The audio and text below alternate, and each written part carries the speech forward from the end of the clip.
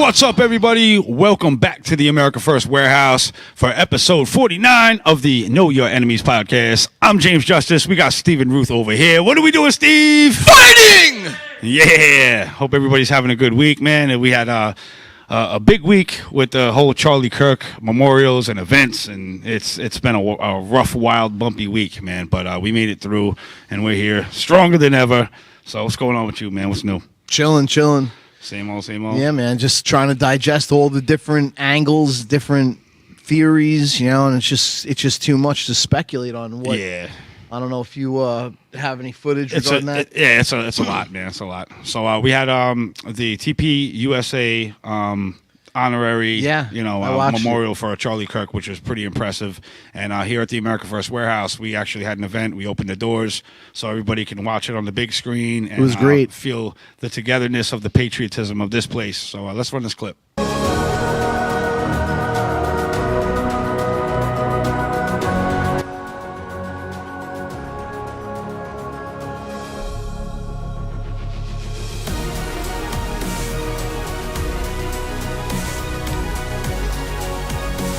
So, of course, this is from when it first opened, and then it starts packing out. You'll see towards the end, and then it was a full house over here.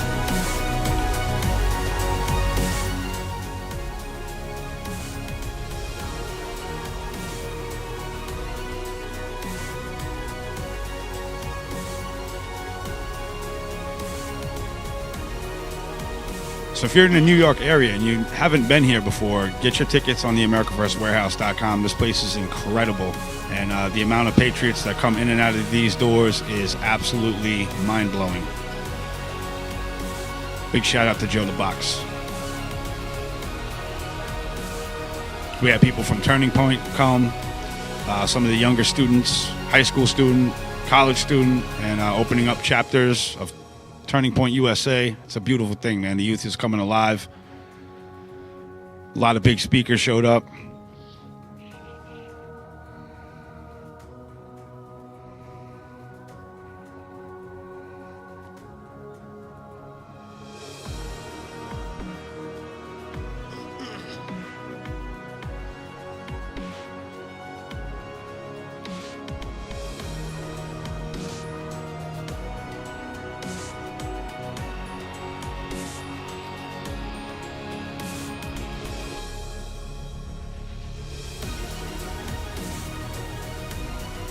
See that big cross we got hung up? God is before everything.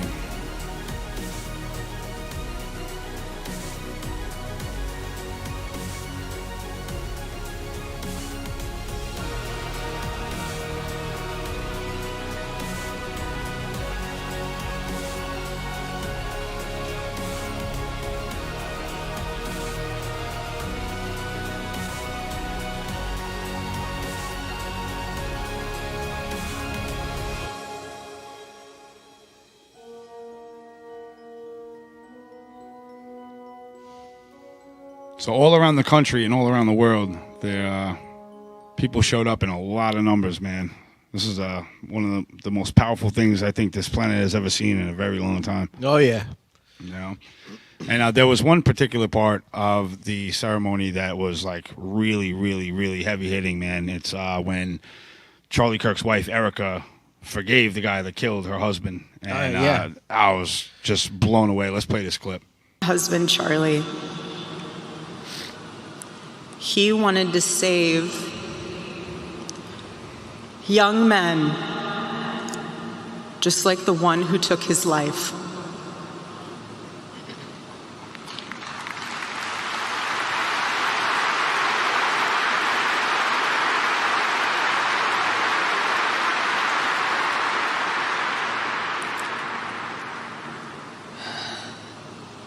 That young man. That young man. On the cross, our Savior said,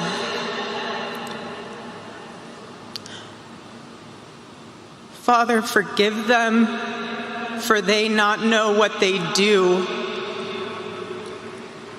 That man, that young man, I forgive him.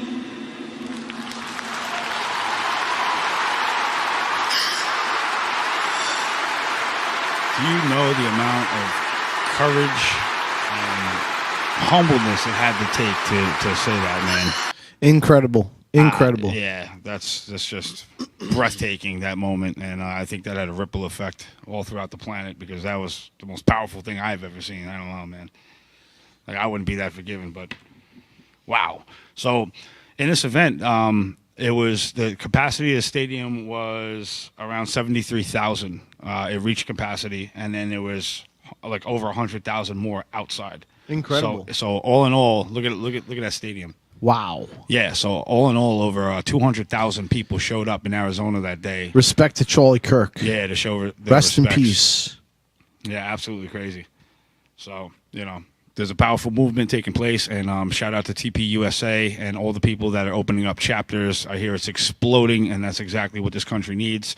And I'm looking forward to seeing the near future with all these young leaders rising up. Absolutely. Promising. So let's get into some. So I went out to the city the other day, and there's that company Palantir I'm always talking about that has to do with AI technology. Yeah, we need a digital bill of rights. Yeah. So we're always pushing for a digital bill of rights here on the Know Your Enemies podcast because it's that important, because AI is going to at some point be our rivals. And I don't think humanity is going to last too long when it comes to AI. So we better get our stuff together real quick. And, it's going to be just like the Terminator with Cyberdyne systems. Yeah. So, yeah, what do we got over here? I'm Reese. My son's John Connor. Yeah. So I took a picture of a camera. It's asset number 5. And this was on the train when I was coming out from the city. Let's pull that up. So those are your new cameras that were just installed in all the subway systems and the trains. And they are perfectly synchronized with AI technology, facial recognition, and biometrics. So all they really have to do now is merge the system with the AI frontrunner, which is Palantir. I don't know. I know what you're saying, but at the same time, they have been producing some pretty damn hot robots. Oh, my God. Well, we're going to order you one. You're going to get married because that's crazy. But just saying. Yeah, I don't know. Let's roll this video of this camera.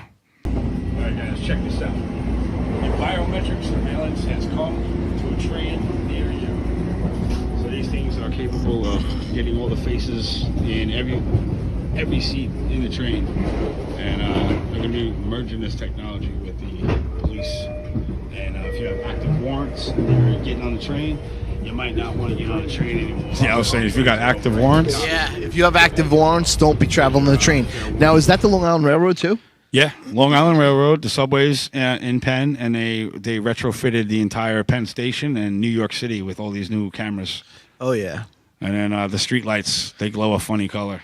I mean, if you want crazy. to disguise yourself, you're going to have to really go about it. And Yeah. start wearing glasses everywhere and start changing your look and wearing baseball hats. And Well, before you know it, you're not going to need guns anymore for taking out people. You could just do it with a drone. So they have these assassin drones. You ever see those things? no. Dude, you could fit in the palm of your hand, throw it, and it goes off of your geolocation, off your cell phone, and biometrics that's fed to it in live time. Let's show this video real quick. Inside here is 3 grams of shaped explosive. This is how it works.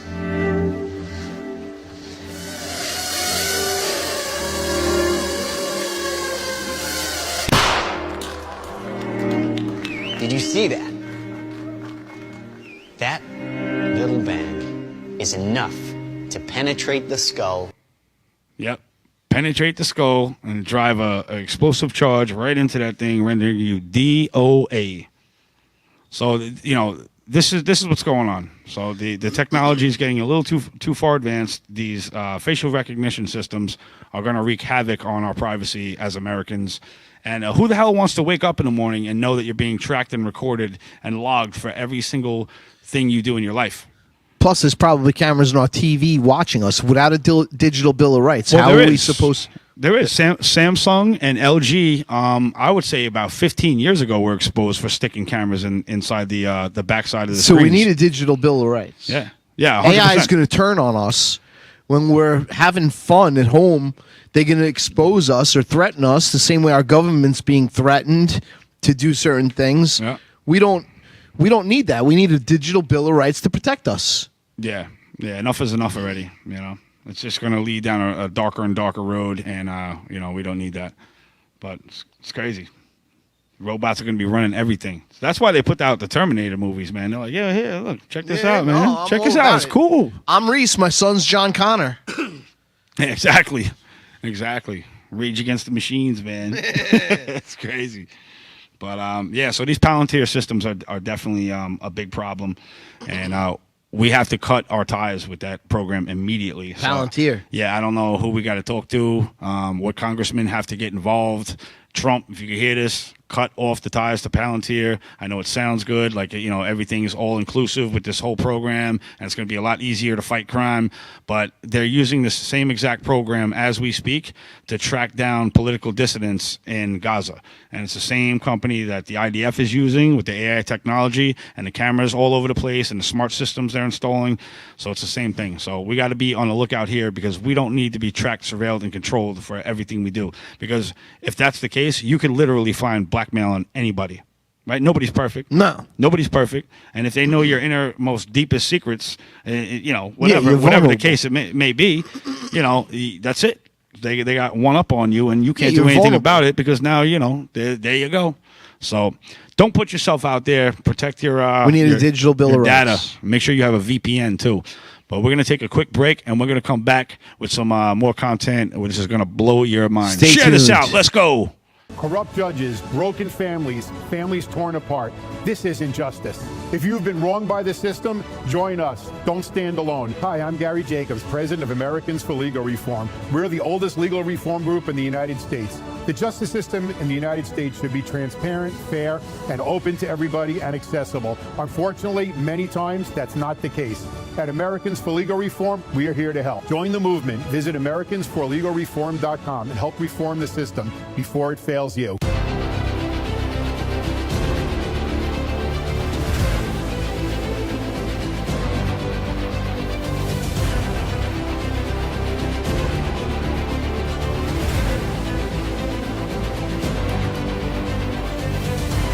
My name is Elena Ruseva, aka Megalangela. Please check my art at www.megalangela.vip.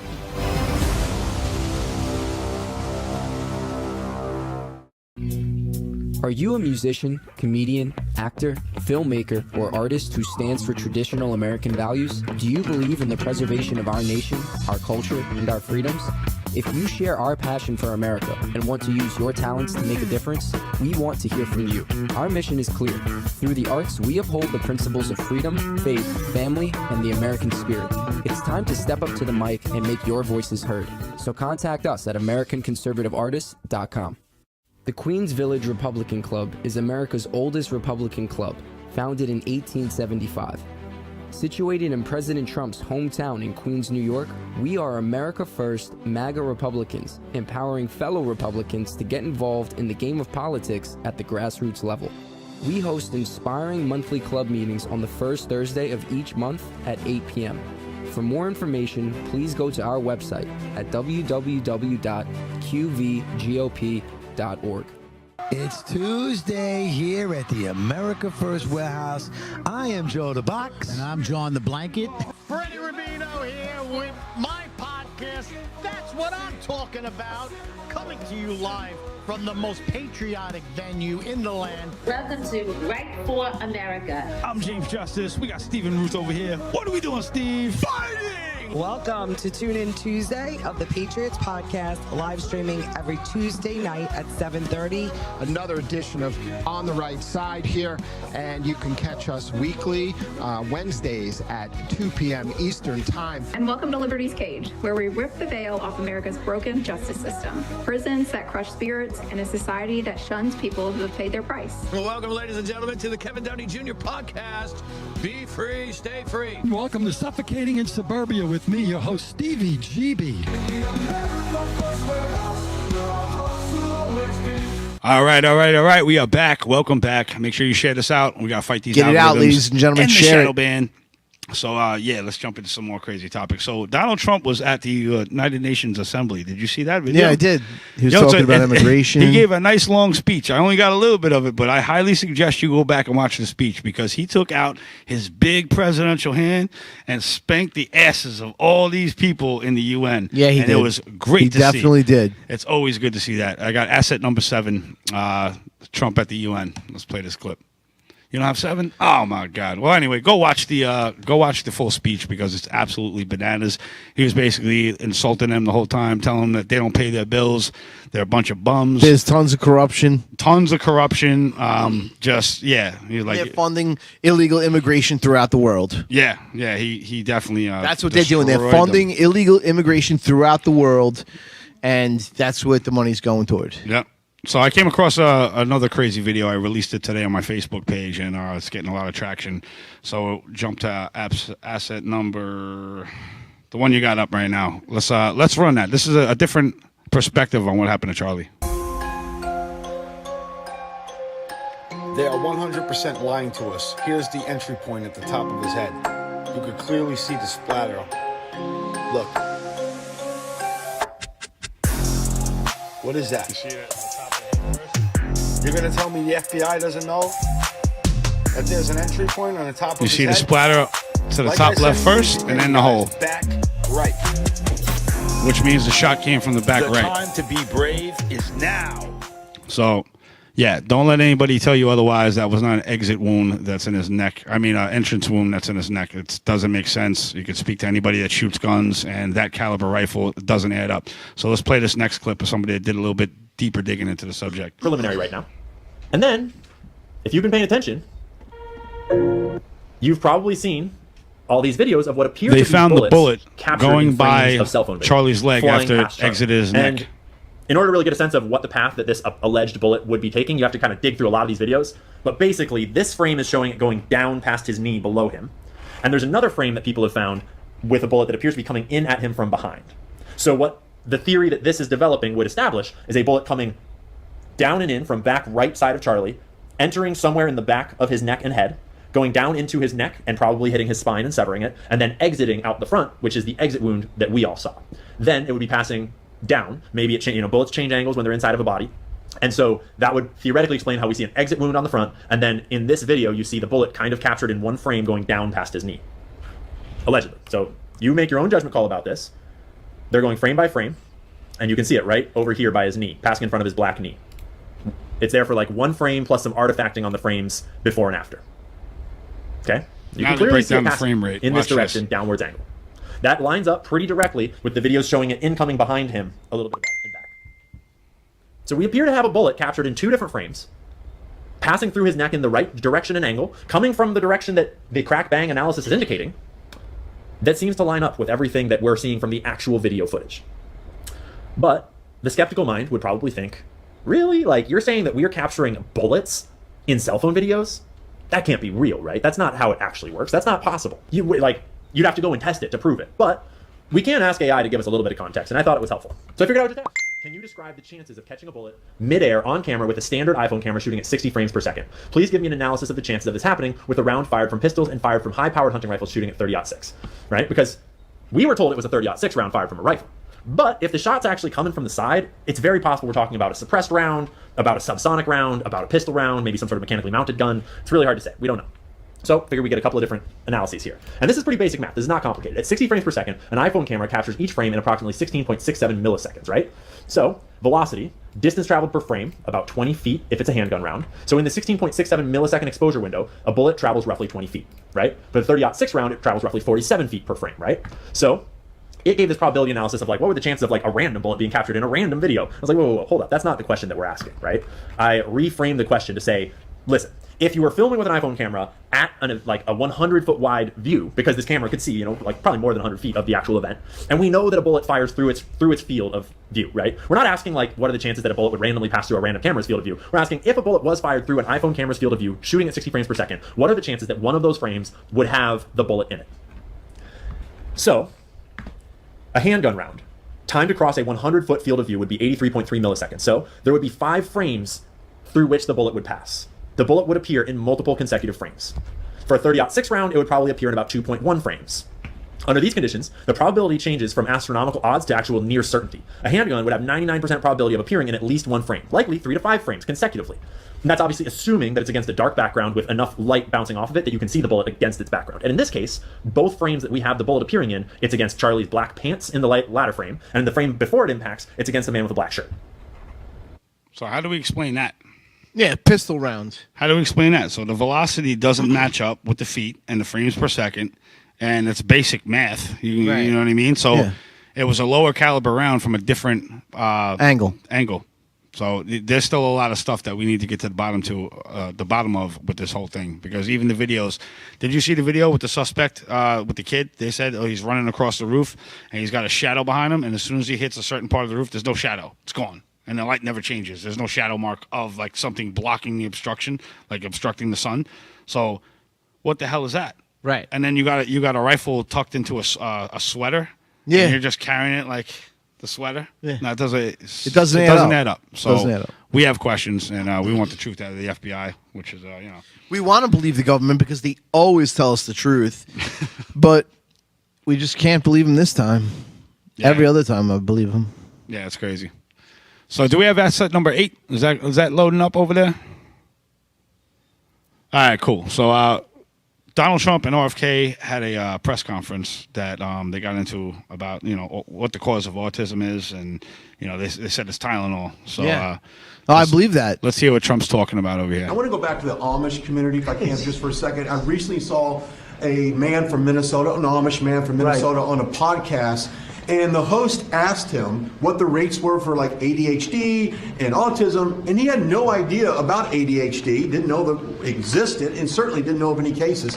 What are they doing? It doesn't exist with the Amish community, and they don't take all of this junk. It doesn't exist. That tells you, doesn't that tell you? That's like, that's like certain countries where it doesn't exist and they don't take it. Would you like to make a comment about that, Mark? The Amish population is a very mixed group, so there's a subset that take vaccines, a subset that does not, and we know they have very low rates of chronic disease all across the board. Yeah. So the Amish people, that they've had the same practices for years, they don't put their kids on a vaccine schedule. They're very strict in their diets. They grow their own food, and they've been living that way forever. And there is zero hyperactivity, zero eczema, zero autism. There's nothing over there. They're just fully functioning kids. And you know what I mean? And it's crazy. Do you think that it's the vaccines or the Tylenol? It could be a combination of both.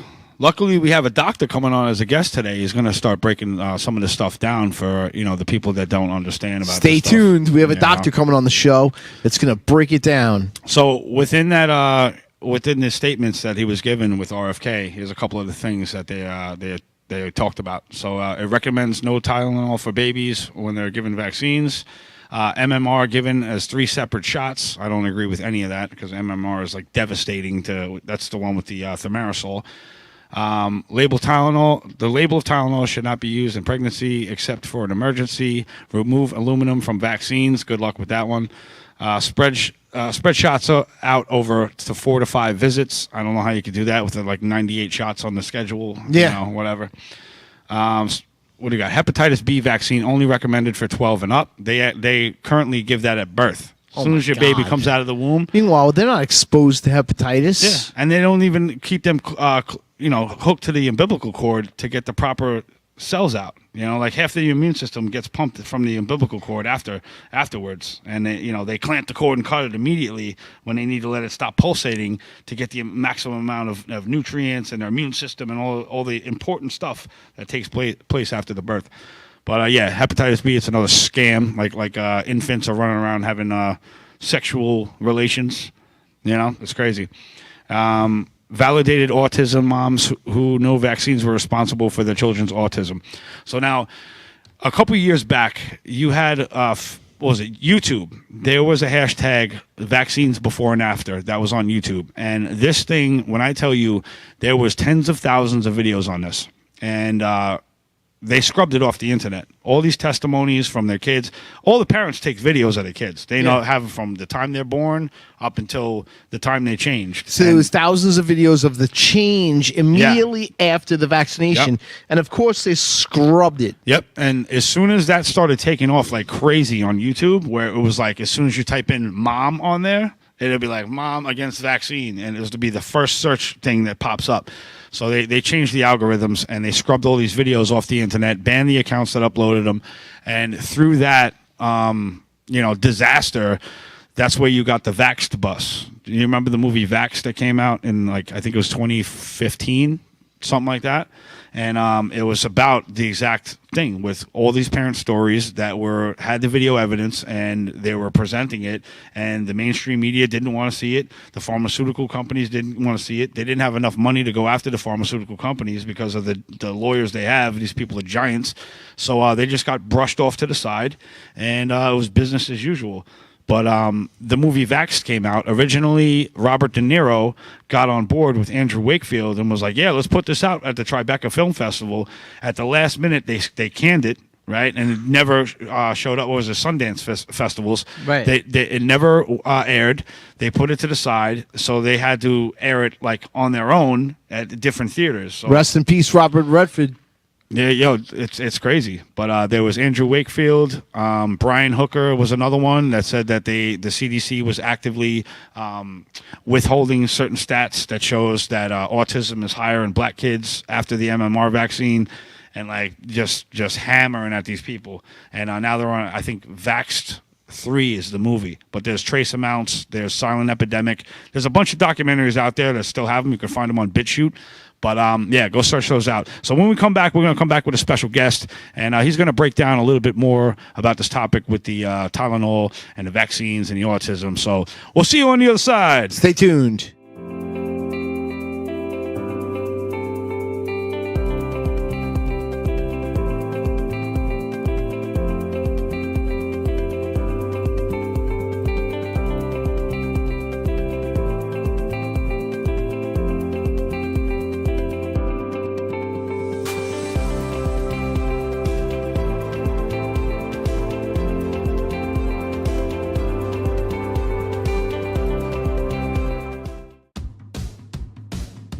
Who broke the television?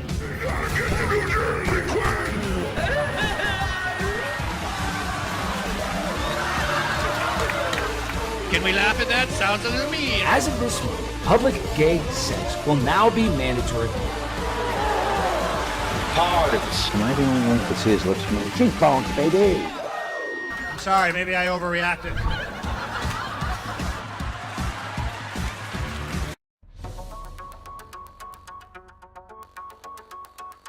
Corporate transfer, fine professional, moving and storage, and inventory management.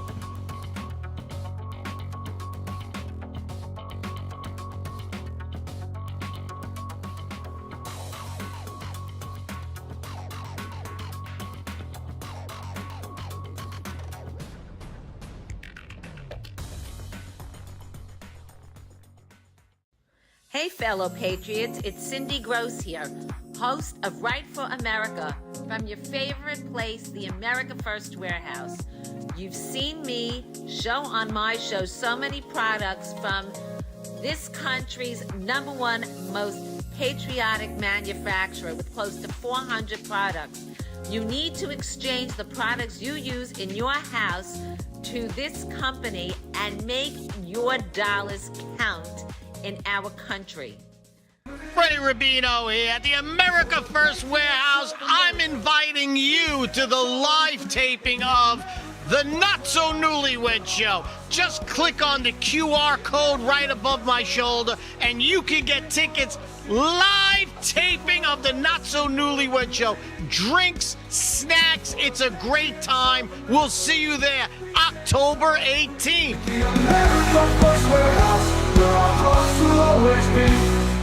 It's me, Joe the Box, the America First Warehouse, most patriotic venue in all the land. The America First Warehouse, a beacon for all to see, a symbol of unity. For the patriots of America, we stand tall and free. always be.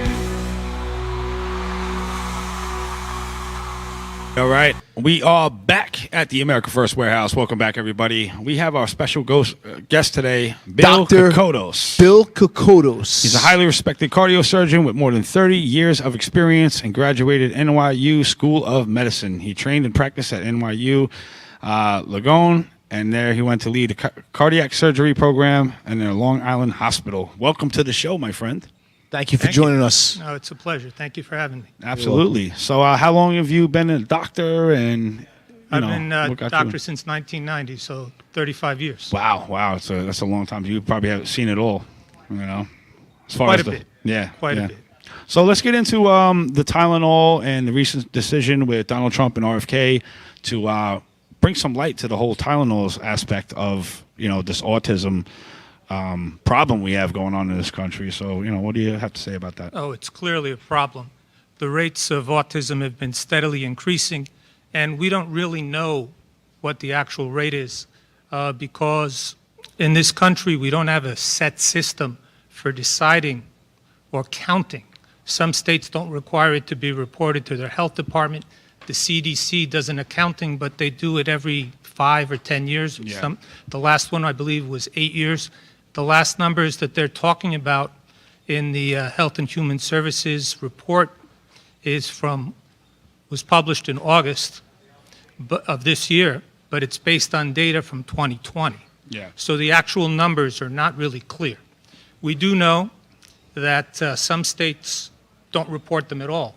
Their last metric, Indiana was just excluded because they don't have a system for tracking it. Yeah.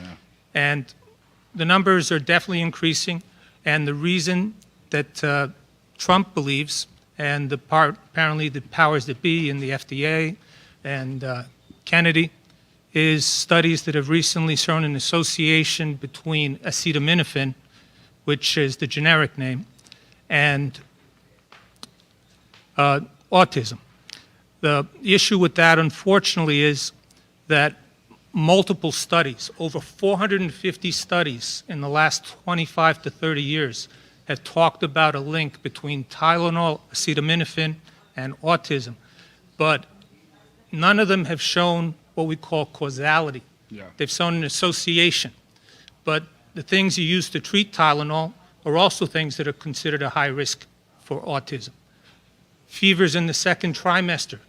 You're not allowed to take ibuprofen, nonsteroidals, or other things when you're pregnant. People take Tylenol, acetaminophen. Yeah. They have pain. Reason some people who have headaches and fever associated with that have a condition called preeclampsia, which can cause both maternal as well as fetal loss. And you don't know which is the cause. Are you treating a symptom of the true cause? Is the association real and causative, or is the association just treating the symptoms of what may be the actual cause? Yeah. So telling everybody to not take Tylenol may be effective in terms of saying you're doing something, but I actually don't know that that's the right thing. If it's like muscle aches and pains, I would try to avoid it. What about diclofenac? There are, in terms of other treatments for temperatures or pain, roughing it out was what Trump suggested. And for certain things, I would say yes. I would say there are things like cooling blankets that have no medical implication. There are other things you can do to control the fever. Is the fever something related to an infection? Is the fever something related to an inflammatory process? Both of which have been associated with increased causes of autism. It's very hard to say what is the actual cause. There are genetic markers, both for autism and for something called cerebral folic deficiency, which is very much highly associated with autistic children. What I'm really most excited about with the news conference was that they were going to take a drug that's been around for decades, leucovorin. It's a type of vitamin B. It has basically almost no side effects, and it bypasses the mechanism that folic acid uses to get into the brain. A lot of these patients have a genetic abnormality that interferes with folic acid getting into the brain. Yeah. And You can have antibodies to the transport mechanism. You can have a genetic abnormality in the transport mechanism. And leucovorin has another pathway to get into the brain. And it's called folinic acid. Okay. It's actually, that's the most exciting thing about this, because studies going back 15 years show a benefit. The earlier you give it, it helps with speech delay. It helps with increased verbal contact and association with the children. I think that the fact that they've given it a medical indication for autism, that Medicare and CHIP and Medicaid are all going to pay for it, I think that'll give people access to a therapy that actually works. That's good. That's a step in the right direction because, at this point, after all these years from 1986 with the Vaccine Injury Act, where these companies have no liability, there hasn't been any remedies whatsoever in treating or turning around the regression of the neural paths that have been destroyed and obliterated.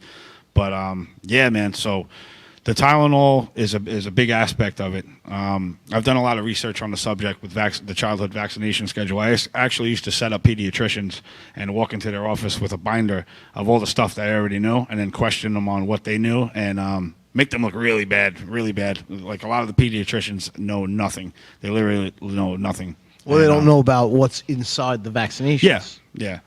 But so the correlation with the Tylenol, I do feel it is a big factor because, like you said, when you have infections, bacterias, and your body starts to raise the temperature, that's like your first primary defense on cooking these bacterias out of your system as a remedy, and it's your body's natural defense. So I think by taking the Tylenol, we were taking certain aspects of maybe some of these shots in the schedule and not letting the body do its job and try to cook off these foreign substances and things happen, man.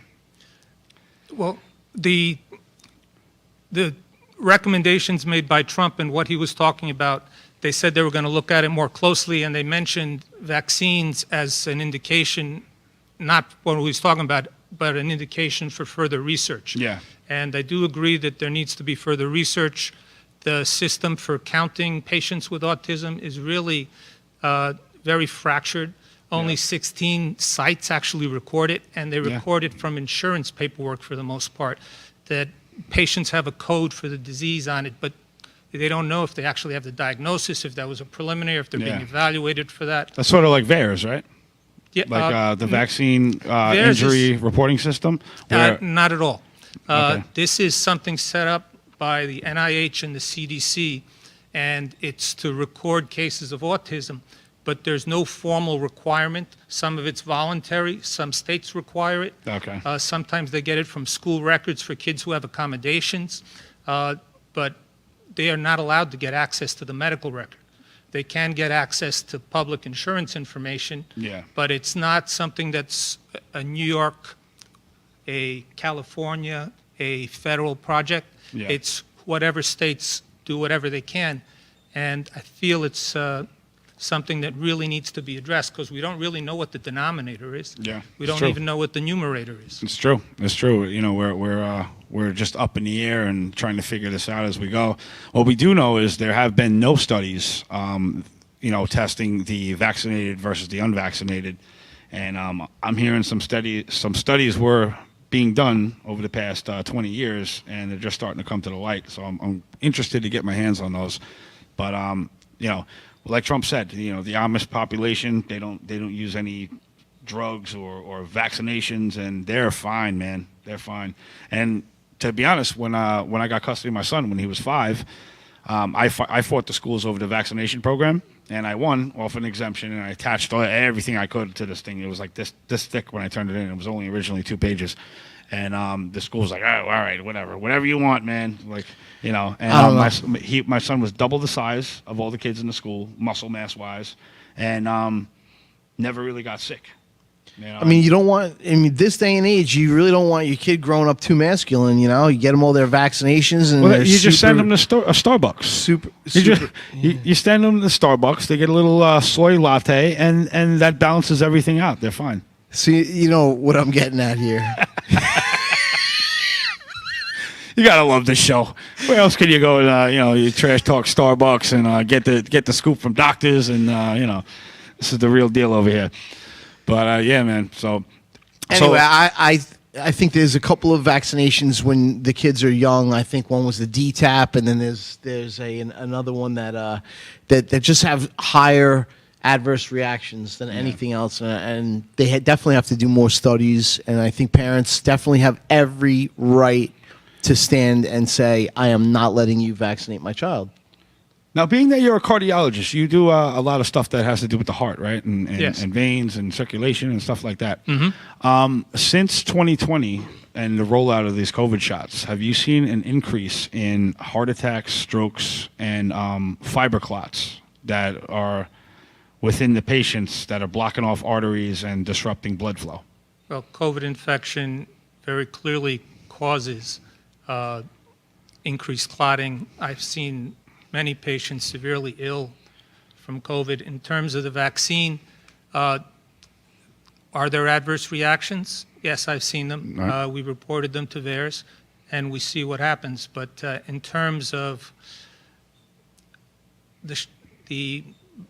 it's not really right to call it a vaccine. It's not. It was a gene therapy. It's a gene therapy. Yeah. It's reverse mRNA, and its potential for harm is high. Yeah. I've been talking to some embalmers, and they've been telling me the stuff that they're pulling out of the arteries of these dead vaccinated patients, and it's pretty scary. I didn't know that you had a direct link to the Obamas. No, not the Obamas, embalmers. The people that, fill the dead people with high C. Sure you're not in the clique? Maybe I am. Maybe maybe I crossed over to the dark side. I'm just kidding, folks. I would never do that. But we're going to take a quick He's in the break in about clique. 15 seconds. So we're going to see you on the other side, and we're going to have some more questions. Stay tuned, for ladies our and special gentlemen. guest. But yeah, man. So share this out. Let's fight the censorship. The time is now. The Second American Revolution is right here. See you on the other side. The America First Ultra MAGA store. For all your MAGA needs. We sell t-shirts, tumblers, flags, hats, sneakers, bumper stickers, and a whole lot more. The most patriotic America First retail store. The America First Ultra MAGA store. Gold and silver, it's God's money, and we all need it. Unfortunately, the whole precious metals industry is rigged in favor of the wealthy people. In fact, it's so complicated that 95% of all Americans don't own any precious metals. What the industry needed was a way for us to buy fractional units of precious metals, get free storage in a secure vault, have them insured, take physical possession of the metals, or instantaneously liquidate the assets at one of the highest buyback prices in the industry. Well, now there is. It's called a sound money account, and everybody needs one. With a membership, you can start buying gold and silver with as little as $1. Now that fits everyone's budget. Also, our members can gift gold and silver between each other in our sound money accounts. What a great way to pass on generational wealth. You'll be able to rest easier knowing you have the security and flexibility found in having your very own sound money account. Please scan the QR code or go to tafwsoundmoney.com to learn more. The America First Warehouse wants every American to have access to owning their very own precious metals. Freddie Rubino here at the America First Warehouse. I'm inviting you to the live taping of the Not So Newlywed Show. Just click on the QR code right above my shoulder and you can get tickets live taping of the Not So Newlywed Show. Drinks, snacks, it's a great time. We'll see you there October 18th.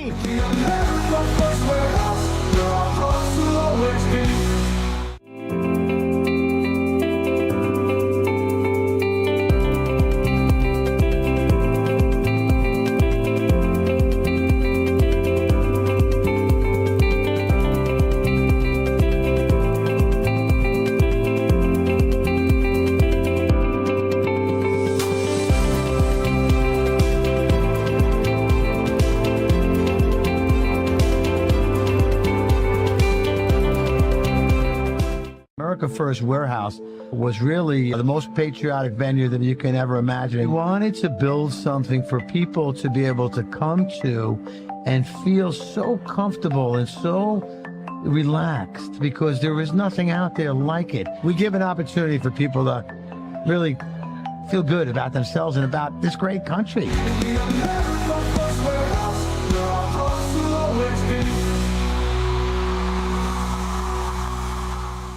Right, we are back on the airwaves. They're just kidding. They were about to try to run a commercial, but I won't let them. So welcome back, everybody. We are back here for episode 49 of the Know Your Enemies podcast. We have our special guest over here, Dr. Bill Kokotos. Yeah, man. So, guys, Steve, fire off some questions if you want, man. I guess, do you think that the protocol was correct during the COVID pandemic? Do you think that they needed to put as many people on ventilators as they did? We didn't know. That's bottom line. It was a novel illness with significant complications, and medical facilities, medical professionals did the best they could. There were multiple different protocols that were tried, but the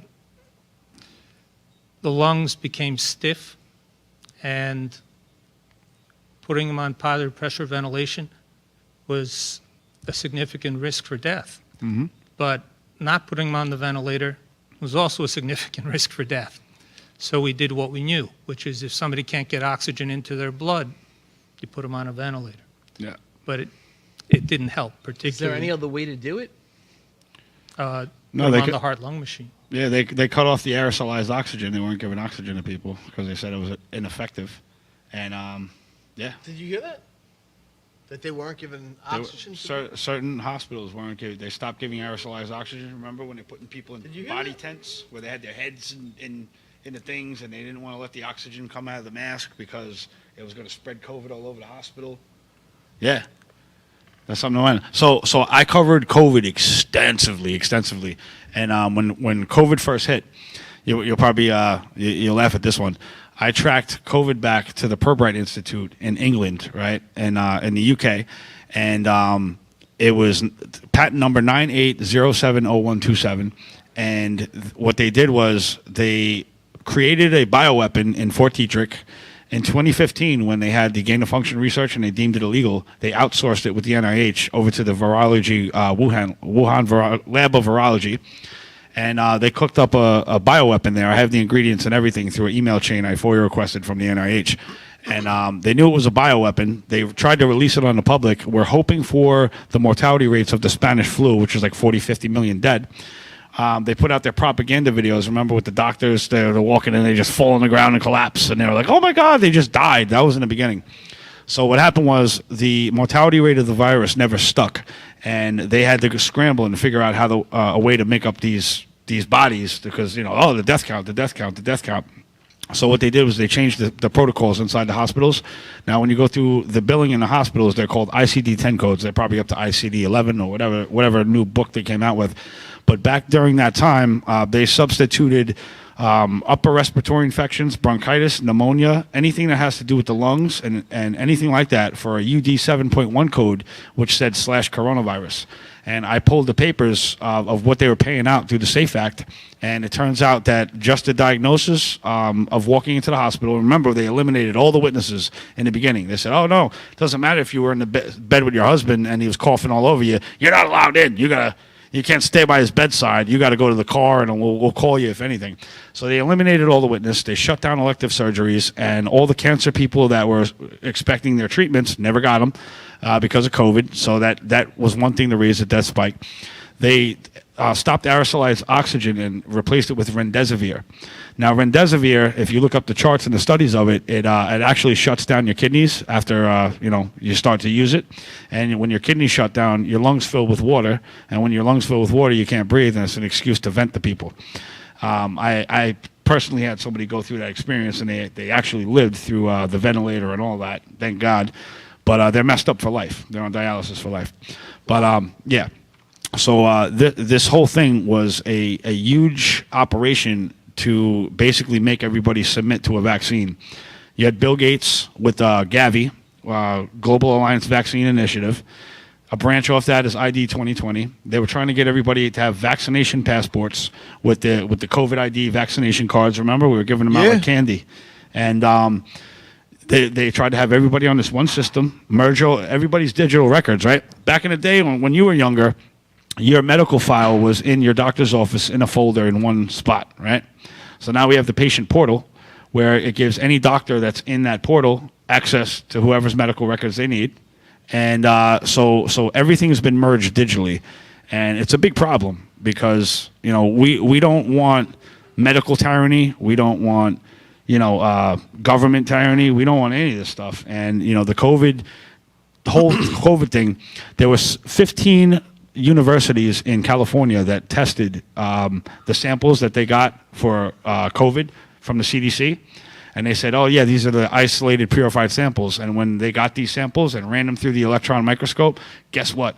There were only like 40 to 60 base pairs in these samples. Now, a real virus has 40 to 60,000 base pairs. So there's a huge chunk of this thing missing. So it was never in its entirety to begin with. And when the FOIA request went to the CDC, they're like, I don't know what you talk about. Sorry, I don't have this.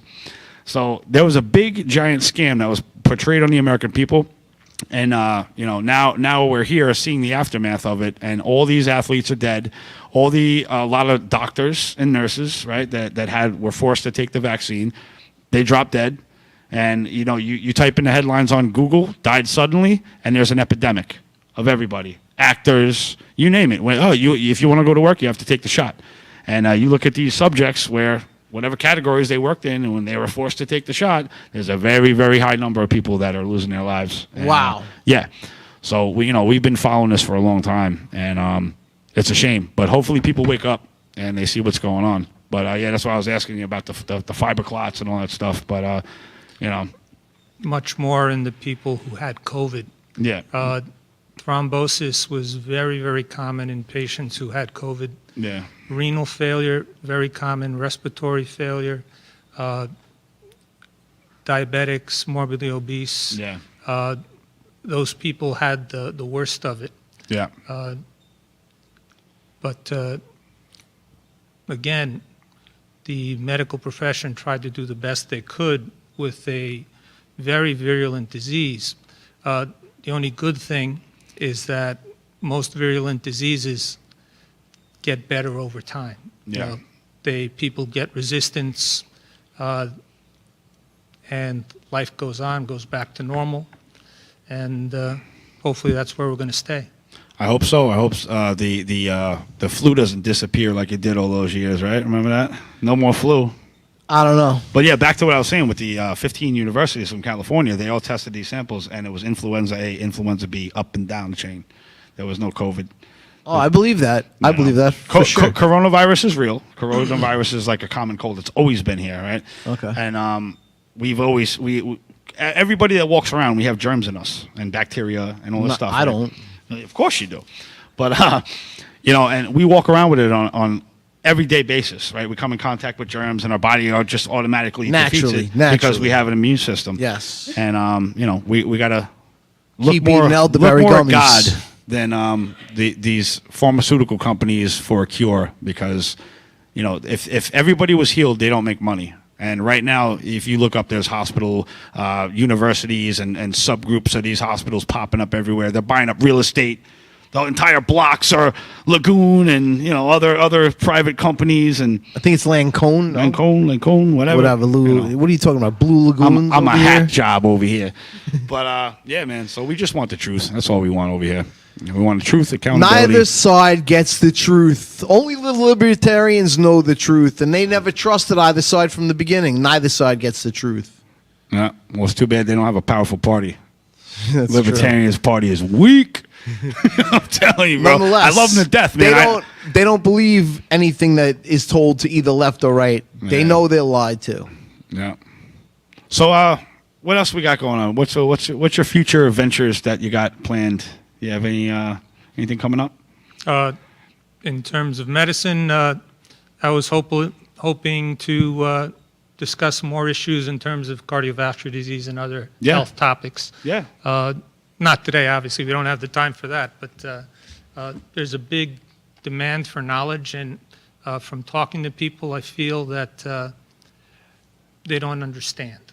Yeah. And I want to help them understand. That's good. We need more people like you that can, break down exactly what's going on in layman's terms for everybody, so they could have a better understanding. Because, informed consent is a big deal. Oh, absolutely. The And we Hippocratic do Oath. appreciate you coming on, because we don't really usually have a doctor come on the show and speak to our audience, from the heart with experience. So we do appreciate you helping us out and coming on the show. Yeah. So out of your whole career, what would you say was the most inspiring moment that you can remember with helping a patient? With helping a patient? Yeah. I was going to say retirement, probably. No, not retirement, but it was multiple times over a career where someone is imminent death, and you take them to the operating room and they walk out of the hospital. Yeah. That really, It's got to be a very humbling feeling, where- Do you ever get the feeling that there was, that God was present in the room? Yes.